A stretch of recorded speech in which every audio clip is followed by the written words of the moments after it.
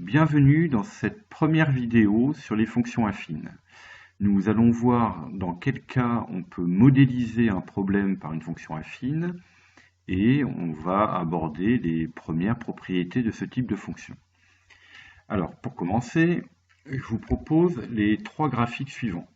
Donc on a trois fonctions, f en vert au milieu, h en bleu à gauche, g en rouge à droite. On a trois fonctions croissantes, c'est-à-dire que lorsque la variable x augmente, les valeurs de h, enfin de la fonction, augmentent elles aussi. Mais sur ces trois graphiques, ces valeurs, elles augmentent de manière différente. Pour notre fonction h en bleu, lorsque x augmente, les valeurs de h de x augmentent, mais de moins en moins vite. Pour la fonction g en rouge, lorsque les valeurs de x en abscisse augmentent, les valeurs de g de x augmentent de plus en plus vite. On a une progression accélérée, alors qu'avant, en bleu, on a une progression qui ralentit. Et entre les deux, eh bien, on a une fonction pour laquelle, lorsque les valeurs de x augmentent, les valeurs de f de x augmentent de manière constante. Eh bien, c'est ça, une fonction affine. C'est une fonction qui va décrire un phénomène qui évolue à vitesse constante. Et naturellement, cette fonction va être représentée par une droite. Alors ça, c'est pour l'aspect graphique. Pour l'aspect numérique, pour renforcer un peu les choses, on donne des tableaux de valeurs des fonctions. Pour notre fonction h, eh bien, on part de 0. Quand x, la variable, augmente de 1, eh bien, la fonction, elle fait plus 5. Ensuite, je refais plus 1 en abscisse, mais là, en ordonnée, pour la fonction h, j'ai plus 2. Et après, à chaque étape, eh bien, l'accroissement de ma fonction est de plus en plus faible lorsque la variable augmente avec un pas de 1. Pour la fonction g, ça va être le contraire. Notre variable x, elle augmente avec un pas de 1. Elle augmente de 1 en 1. Et pendant ce temps, les valeurs de la fonction, eh bien, on a plus 0,6, plus 0,7, plus 0,7, plus 0,8, plus 1. La fonction g, les valeurs de g de x, augmentent de plus en plus vite. Et au milieu, le cas intermédiaire pour notre fonction f, eh bien, à chaque fois que ma variable x fait plus 1, eh bien, les valeurs de la fonction f de x, elles font toujours plus 2. Voilà, donc, aspect graphique, ma fonction est représentée par une droite. Aspect numérique, les valeurs de la fonction augmentent toujours à la même vitesse. Eh bien, c'est ça, une fonction affine. Une fonction affine permet de modéliser un phénomène, une quantité, une grandeur qui évolue à vitesse constante. Et c'est ce cas-là qu'on va étudier de manière un peu plus détaillée. Donc maintenant, on va se concentrer sur notre graphique du milieu. Donc j'ai retracé la droite. Je vous redonne le tableau de valeurs là, ici à droite en bas. Alors, on peut très bien imaginer ici comme phénomène un objet ou un liquide qu'on chauffe et la température augmente de 2 degrés par heure. On a vu là sur le tableau que à chaque fois que la variable augmente de 1, la fonction, elle augmente de 2. Donc ma variable, c'est le temps en heures, et ma fonction, c'est la température à l'heure donnée. Alors déjà, premier élément, le fait que f de 0 soit égal à 5. Ça, f de 0 égale 5, dans le tableau, ça se lit sur le graphique avec l'intersection avec l'axe des ordonnées. Voilà, c'est ce qu'on appelle l'ordonnée à l'origine de la droite. Ensuite, cette augmentation de 2 par étape. Donc, sur le problème là qu'on imagine, de plus 2 degrés par heure. Eh bien, où est-ce que ça se voit graphiquement? Eh bien, ça se voit ici.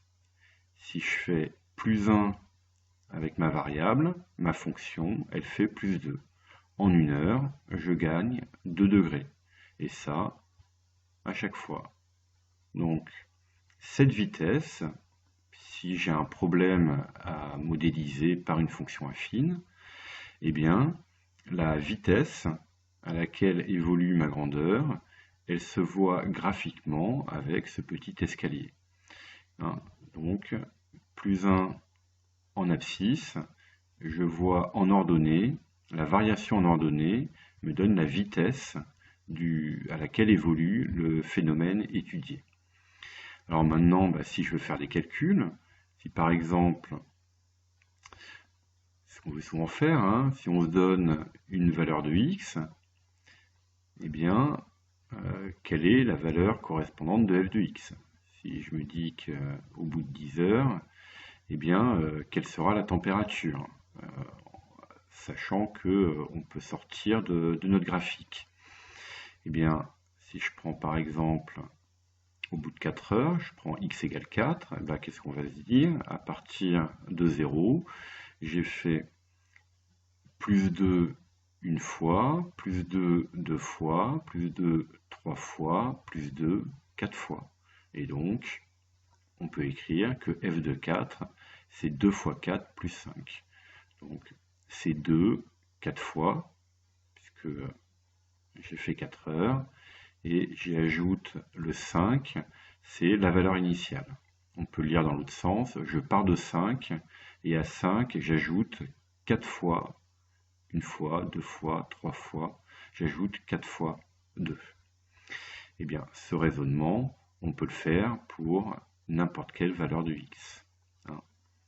Avec le schéma ici, eh bien, si j'augmente là ici de 5,7, eh bien, je vais augmenter de 2 fois 5,7, puisque ici on a une vitesse et on a un coefficient de proportionnalité. L'accroissement de ma fonction est proportionnel à l'accroissement de la variable. Et on va avoir f de 5,7, c'est 2, donc ma vitesse, 2 fois 5,7, l'accroissement de ma variable, plus le 5, c'est la valeur initiale.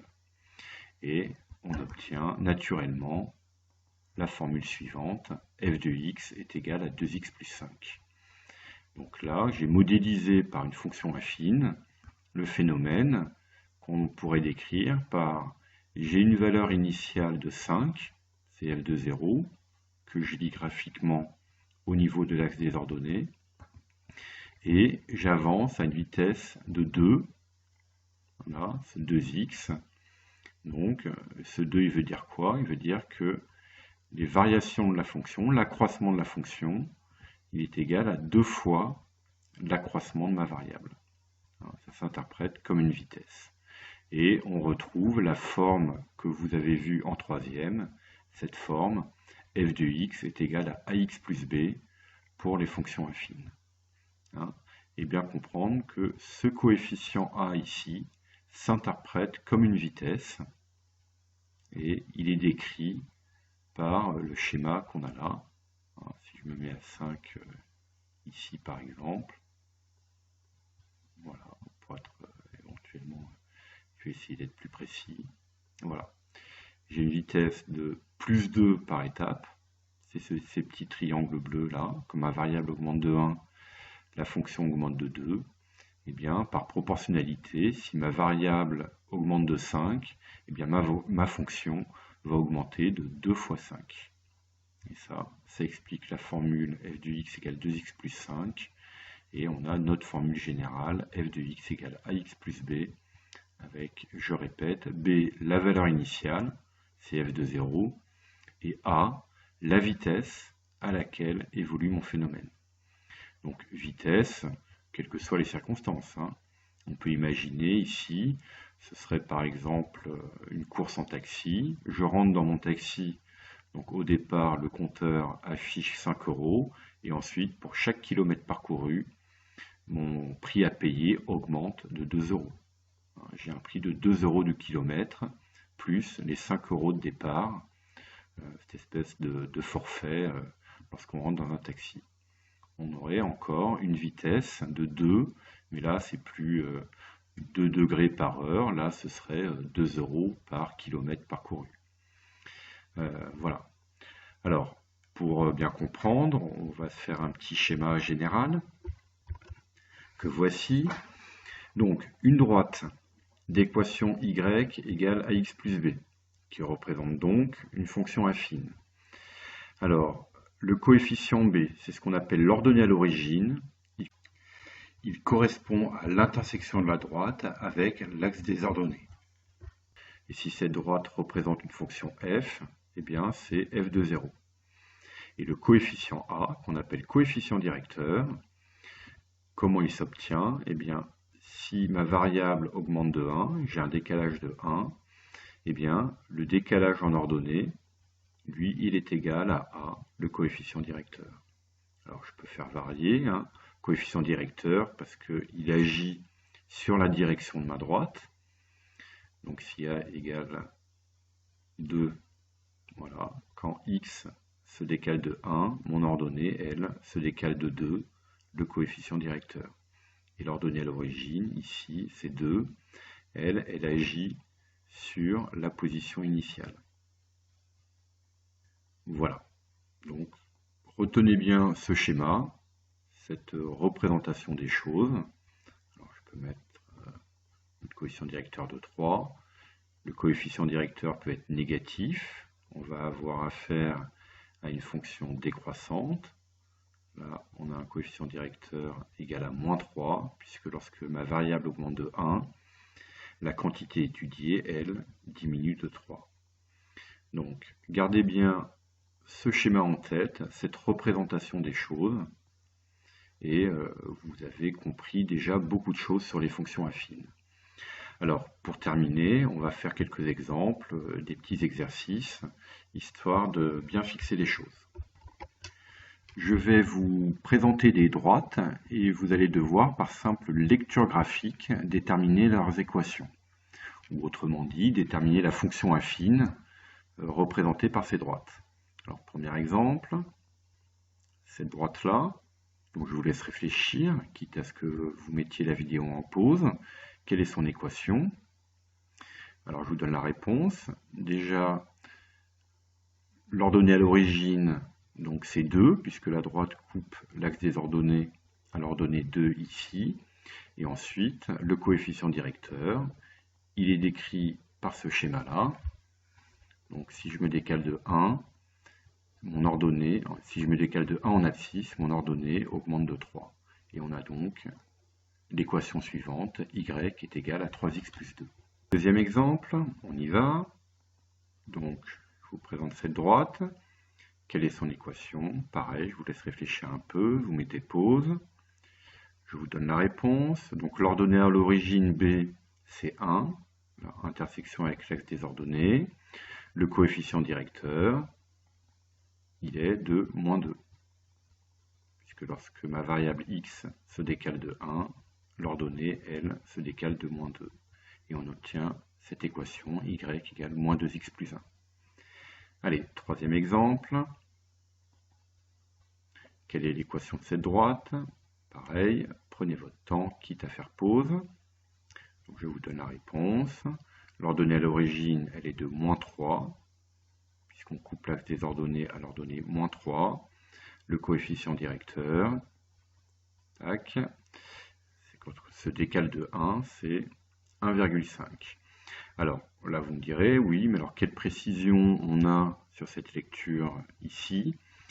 Alors, on n'a rien de très sûr, mais en revanche, on a clairement ici la droite qui passe par le point là, de coordonnées 2, 0.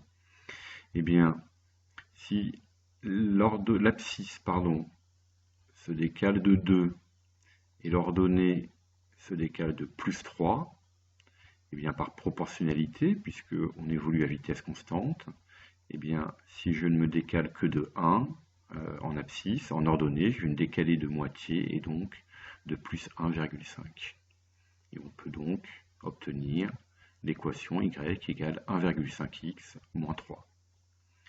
Et ensuite, dernier exemple, voilà, pareil, prenez le temps de réfléchir. Donc on y va, l'ordonnée à l'origine, c'est 4 ici, le coefficient directeur. Si je me décale de 1 en abscisse, et bien en ordonnée, je me décale de -1. Et donc, on a une équation de y est égale à -x plus 4. Bah voilà, si vous avez compris, vous connaissez déjà pas mal de choses sur les fonctions affines. Alors on va terminer par une petite synthèse et puis une petite ouverture sur la prochaine vidéo pour voir un peu ce qu'on a appris et aussi et surtout ce qu'on n'a pas appris à faire. Pour ça, on revient à notre schéma général ici. Une fonction affine permet de modéliser une situation, un phénomène, une grandeur qui évolue à vitesse constante. On obtient alors une expression f de x égale ax plus b. Et on est représenté par une droite d'équation y égale ax plus b. Le coefficient a, appelé coefficient directeur, est égal à la vitesse à laquelle évolue notre phénomène. Le coefficient b, appelé ordonnée à l'origine, correspond à la valeur de la fonction lorsque la variable x est égale à 0. Alors ensuite, pour bien cerner les limites de ce qu'on vient de voir et ce qu'on va aborder dans la prochaine vidéo, eh bien, on n'a pas vu comment traiter de manière précise et exacte ce genre de cas, où la lecture du coefficient b ici est très incertaine, et la lecture du coefficient directeur, de la vitesse, est elle aussi plutôt incertaine. Eh bien, vous verrez, gérer ce type de cas n'est pas vraiment plus compliqué que ce qu'on a fait. C'est peut-être un petit peu plus technique, mais ça se fait très très bien. Et ça, c'est pour la prochaine vidéo. Merci et à bientôt.